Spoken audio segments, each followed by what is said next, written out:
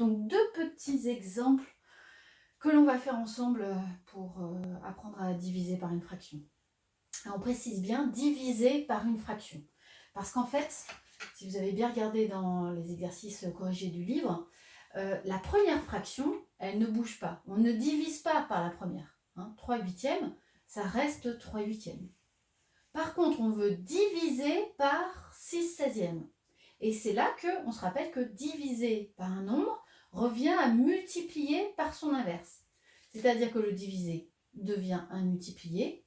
Et on veut diviser par 6 seizièmes, donc on inverse 6 seizièmes, qui devient 16 sixièmes. Voilà. Vous voyez, la première fraction, elle ne bouge pas. Le premier nombre ne bouge pas. Et puis on continue. Là, il s'agit d'une multiplication, donc on sait le faire.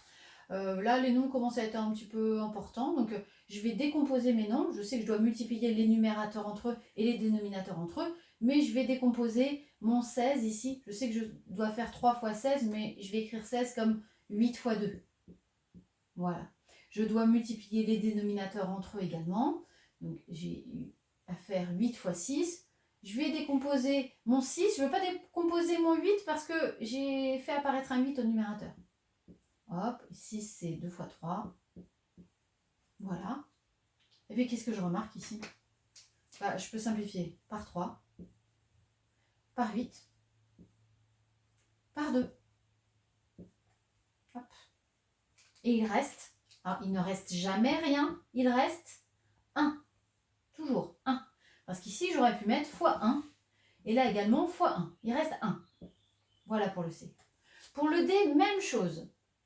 Le premier nombre, celui qui est juste avant le signe divisé, il ne bouge pas. Moins 5 quarts, ça reste moins 5 quarts.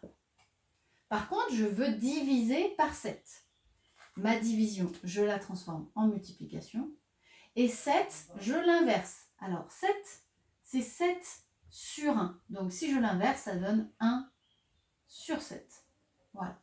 Et je multiplie mes numérateurs entre eux, mes dénominateurs entre eux. Le moins, il reste. Les numérateurs entre eux, 5 fois 1, 5. Les dénominateurs entre eux, 4 fois 7, 28. Voilà. Et je ne peux pas simplifier cette fraction.